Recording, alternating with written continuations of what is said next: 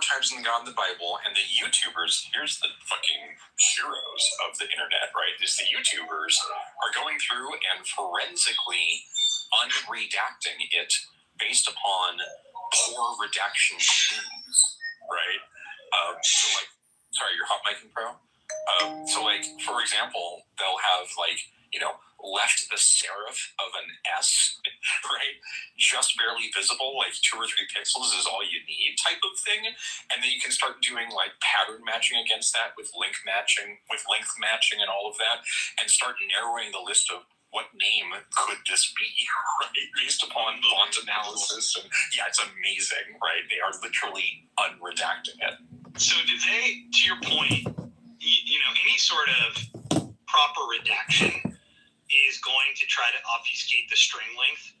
I have not looked into this, but my understanding is they didn't. That's right. My understanding is they didn't, which is like redaction 101. That's fascinating. Right, that's correct. Right, and that's one of the major clues that's being used as well, because all you need is a serif on the left and a serif on the right, and the length, and you can get 98% of the way there. That's right, yeah. And because also, correct me if I'm wrong, there are certain cases where they're redacting large tranches, but for the most part, it's single words, so you can also use that with the context elements for probability analysis. It's really right. Once you start plugging in all the vectors of analysis, it becomes unavoidable who it is that we're talking about here underneath the black box. Absolutely fascinating. What is the new? I mean, I've obviously, again, I've only been obliquely following this, but I've heard, different members of Congress have been, reading and then doing a bit of theater about, sort of trauma theater after they go through the unredacted files and teasing out that they're going to release things. And where do we think this nets out for those who are following it more closely?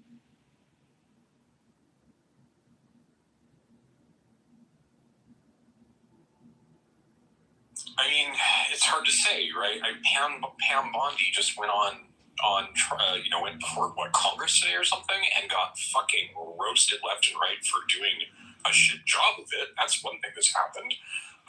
Jon Stewart had to apologize for appearing in the Epstein files because Epstein mentioned him at one point, suggesting a pitch idea or something, and then following it up with and somebody like Jon Stewart could read it, right?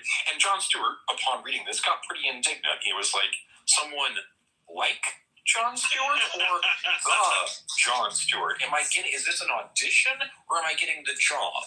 Even Sabine Hassenfelder is in there, right? She's pissed off. Yeah, but that's only because quantum mechanics is a new subject, so So that's just it's just a bunch of media circus. Is really the whole. That's the number one comment on YouTube, by the way, John. Under her video. John, you'll like this. So in my friend circle, there's a new joke of what's your Epstein number? Your Epstein number. I'm a 2. You're a 2. So I have a couple friends who are 1s, and we always love, and we love getting into it because it's almost invariably, Epstein was giving a ton to different universities and really trying to posture up as a pseudo-intellectual. And so these are professors for whom he was just referencing them, similar to the Jon Stewart story. And now it's sort of a hilarious badge of honor, were you important enough to get into the files? Was he donating in school on your behalf? It's great. Well, I tell everybody, a friend of mine, my housemate from grad school, married Ghislaine's sister. No way. Okay, so what we have to do is we have to get a 1 on Clubhouse, and then we'll do a super spreader room, which will turn everybody who joins the room into 2s. How do I determine what my Epstein number is? Unless you kill it. It's no worse than 3, JCC. Everybody here gets at least a 3. Well, I mean, after a week, everybody's Epstein number on Clubhouse will be 2. That's true. I'm completely agnostic on this Epstein number. I'm totally lost. What does that even mean? How far? So I know somebody who knows Jeffrey Epstein.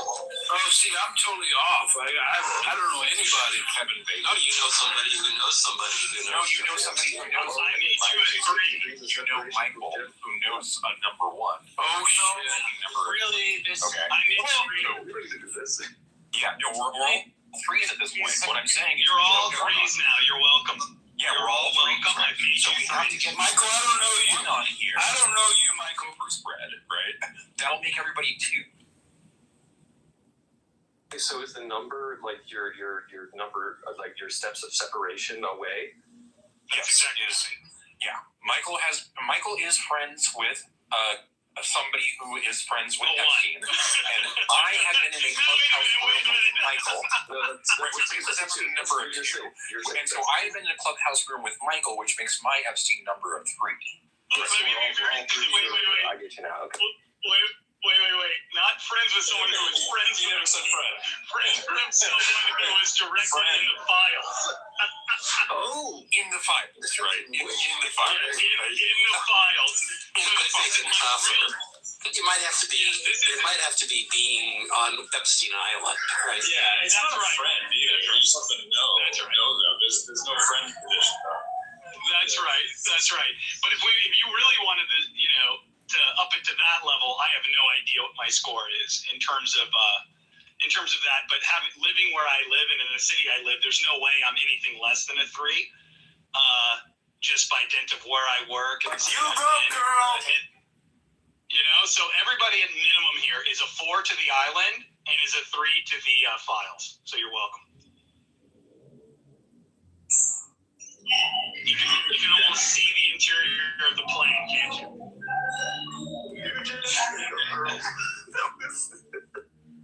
You go, girl was the perfect statement. She's like, I'm a 3. I'm like, no, you rock it, girl. Beautiful. You own that. Anyway, it's so funny right now. The real question is, who's your worst number 1? Like, you're a number 1 to someone. Well, you know what I mean? Like, you gotta really think about that. Like, I'm a 1 for Diddy. You know, Don't look up University of Waterloo. I'm just saying, just don't do that.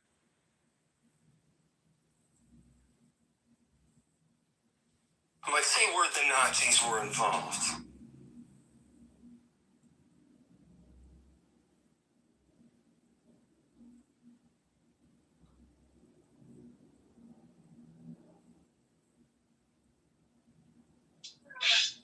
I'm rethinking a few things. What's up, Marshall? That's a kill.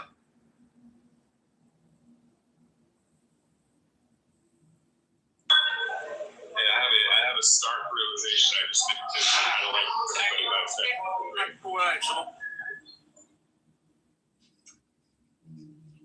It sounds like I think you're in the robot land.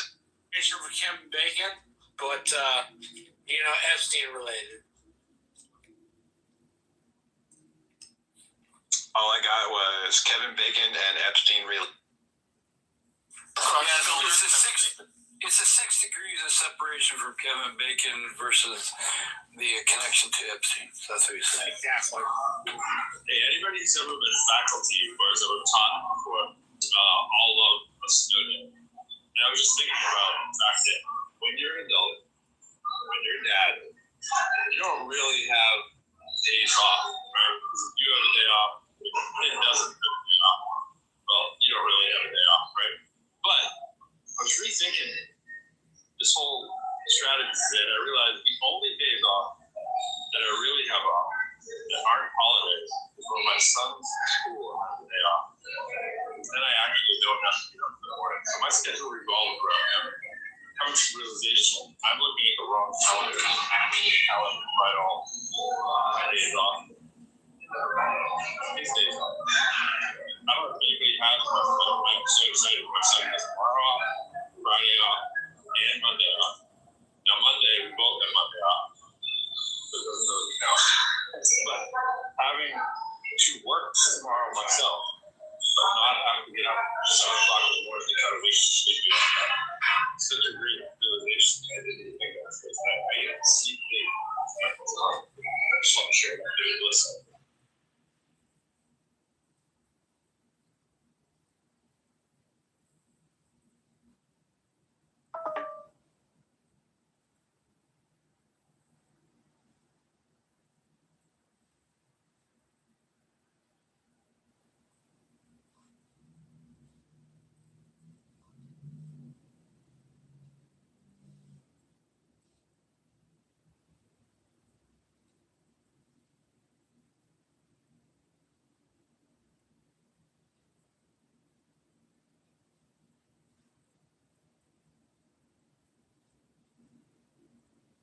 Marshall,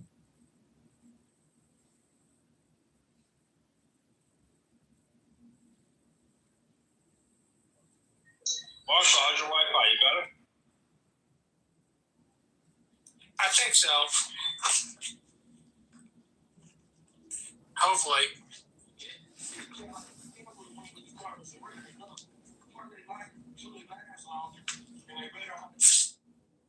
What are you watching, Marshall? I am watching Chicago PD.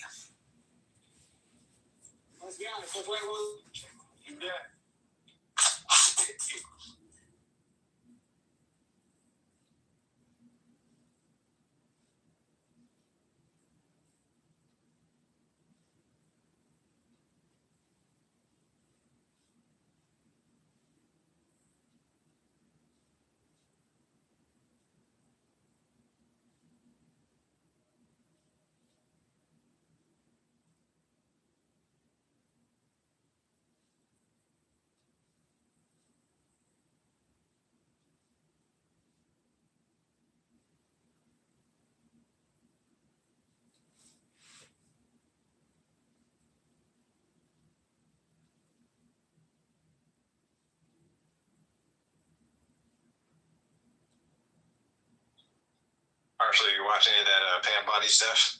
Howard? I saw part of it, and I'm glad it's being broadcast, but I also didn't watch a ton of it because it's a campaign spot for all the people in the chamber. Right? They're all getting a chance to dunk on Pam Bondi. Yeah, it's just a dump session. That's all it is. And so, like, I don't know. I don't find those sessions of Congress to be particularly valuable. They're not really about fact-finding or spreading the appropriate blame around. They're more about what you can get away with. It's literally performative, right? It's funny. That's a really good word for it, performative. Yeah, it absolutely is. Yeah, there's nothing fact-finding going on. I can't stand the performative aspect of it. It drives me crazy, so I don't watch it. Like, I read news, but I don't watch much news anymore. I may watch Red Bear or, like, the 5 o'clock session of CNN or MS Now, but, like, I don't watch much other than that. And the rest of it's just aggravating. And it seems like it tends to be aggravating. Yeah, it is like really performative. People by like both sides, like the Republicans would ask her questions about like immigration and stuff like that, and then she would just be like really straightforward and formal about answering those questions, giving like straight answers. But then on the other side, it's like she's just dodging, ducking, and diving like all the questions from the Democrats, and a lot of that stuff is performative. But I also think it's true that there is some kind of, I mean, like, part of the reason why we have congressional hearings, like, sort of this nature in the first place is to lay the groundwork for future congressional investigations. I don't know how much of that was going on, but I think they're doing with some of. Well, we're going to lose the House in the midterms, so it'll be the Democratic House led by Hakeem Jeffries, which will be doing oversight. So that hearing sets the top for more hearings on Pam Bondi not being honest.